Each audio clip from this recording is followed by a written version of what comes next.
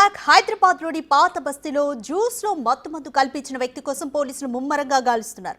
CCTV footage ఆధారంగా juice పంచిన వ్యక్తి మలక్పేట్ వైపు వెళ్లినట్లుగా గుర్తించారు. గుర్తు తెలియని వ్యక్తులు ఎవరైనా తినే పదార్థాలు జ్యూసులు ఇస్తే తీసుకోవద్దంటూ సూచించారు.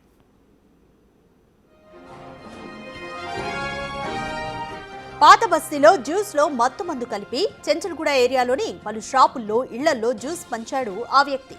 అది తాగిన 12 మంది 18 గంటల పాటు మత్తులో ఉండిపోయారు.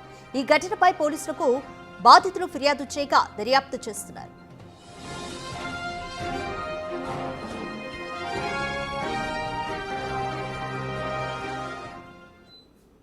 మోర్ డీటెయిల్స్ మా ప్రతినిధి సురేష్ అందిస్తారు.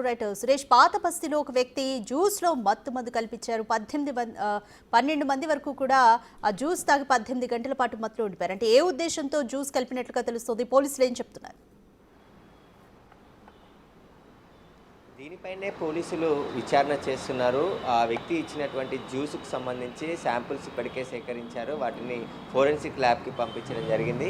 సీసీ కెమెరా ఆధారంగా అందులో ఉన్నటువంటి వ్యక్తి దాదాపు 20 ఏళ్ల నుంచి 22 ఏళ్ల వరకు కూడా ఉన్నట్టు పోలీసులు గుర్తించడం జరిగింది. ఏ ఉద్దేశంతో జ్యూస్ అందించాడు, ఆ జ్యూస్లో ఎలాంటి మత్తు పదార్థం కలిపాడనే దానికి సంబంధించి పోలీసుల దర్యాప్తు కొనసాగుతుంది. దబిల్పుర చెంచల్గూడ ఏరియాలో దాదాపు ఒక 20 మందికి జ్యూస్ అందించగా అందులో 12 మంది జ్యూస్ తాగి దాదాపు 18 గంటలు మత్తులో నిద్రపోయిన పరిస్థితి ఉంది. ఏం జరిగిందో, ఎలా పడుకున్నామో మాకు ఇలా తెలియలేదు అని చెప్పేసి కూడా వాళ్ళు లేచిన తర్వాత అయోమయానికి గురి కావడం జరిగింది.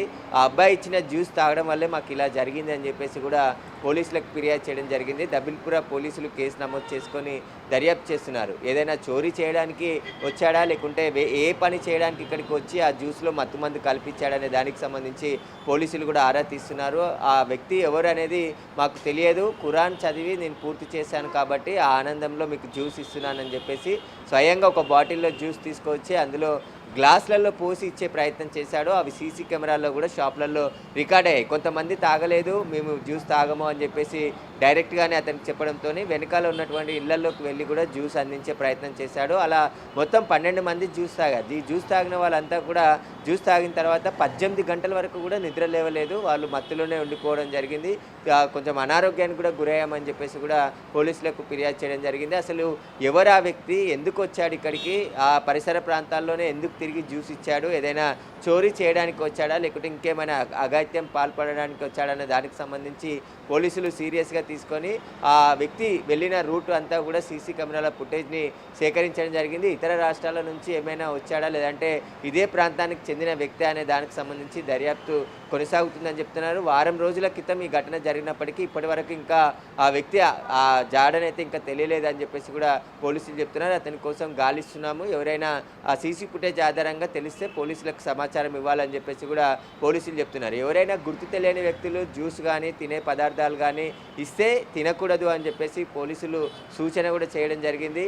ఆ చెంచల్గూడ ప్రాంతంలో ఒక్కసారిగా ఆ అవక్కైన పరిస్థితి కనబడుతుంది. ఎందుకంటే ఆ అబ్బాయి తీసుకువచ్చి దాదాపు జ్యూస్ అందరికీ కూడా పంచుతూ గ్లాస్లో తిరిగి నేను ఇక్కడే పక్కింట్లో ఉంటాను, నేను ఖురాన్ పూర్తి చేసుకోవడం జరిగింది కాబట్టి ఆ ఆనందంలో నేను జ్యూస్ ఇస్తున్నానని చెప్పేసి కూడా అందరికీ చెప్పడంతో ఖురాన్ చదివి పవిత్రమైన ప్రసాదంగా భావించి చాలామంది ఆ జ్యూస్ని తాగారు. కానీ ఆ జ్యూస్ తాగిన తర్వాతే తెలిసింది అందులో మత్తుమందు కలిపి ఏదో అగత్యం చేయడానికే ఆ వ్యక్తి వచ్చినట్టుగా పోలీసులు కూడా అనుమానిస్తున్నారు. పోలీసులు అలర్ట్ కావడం, లేచిన వెంటనే వీరంతా పోలీసులకు ఫిర్యాదు చేయడంతో ఈ చుట్టుపక్కల కనిపించకుండా పోయాడని చెప్పేసి కూడా చెప్తున్నారు. కానీ పోలీసులు ఫుటేజ్ ఉంది కాబట్టి ఆ వ్యక్తి ఎవరనే దానికి సంబంధించి ముమ్మరంగా దర్యాప్తు చేస్తున్నాం. మలక్పేట వైపు ఆ వ్యక్తి వచ్చినట్టు కూడా సీసీ కెమెరాలో రికార్డ్ అయిందని చెప్తున్నారు. ఇక్కడ నుంచి ట్రైన్ ద్వారా ఎక్కడైనా బయటకు వెళ్ళాడా, లేదంటే ఆ ఎంజీబీఎస్ బస్టాండ్కి వెళ్ళి అక్కడ నుంచి ఎక్కడికైనా వెళ్ళాడా, ఇతర రాష్ట్రాలకు సంబంధించిన వ్యక్తి, లేదంటే ఇక్కడే హైదరాబాద్లో లోకల్గా ఉన్నటువంటి వ్యక్తి అనే దానికి సంబంధించి